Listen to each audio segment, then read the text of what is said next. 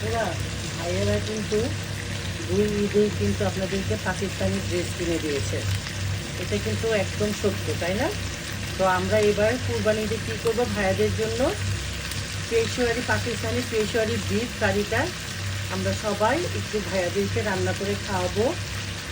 কারণ ভাইয়ারা আমাদেরকে কিন্তু কষ্ট করে কিন্তু আমাদের হাজব্যান্ডরা, আপনাদের আপুরা যারা আছেন আর আপনাদের হাজব্যান্ডরা যারা আছেন, সবাই কিন্তু পাকিস্তানি ড্রেস কিনে দিয়েছে। তাই আমি সব আপুদের উদ্দেশ্যে বলবো যে আপনারা অবশ্যই ভাইয়াদেরকে এই পেশোয়ারি ডিশটা অবশ্যই রান্না করে খাওয়ান। ভাইয়ারা খুব খুশি হবে, আমাদের উচিত আমাদের হাজব্যান্ডের খুশি রাখা।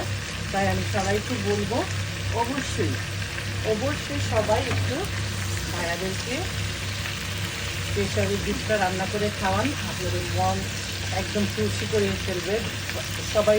ভাইয়াদের মন নাকি অনেক খুশি হয়ে যাবে। আপুরা এই কাজটা খুব তাড়াতাড়ি সবাই করেন। প্রেশারে ডিশ রান্না করাটা কিন্তু খুবই সহজ।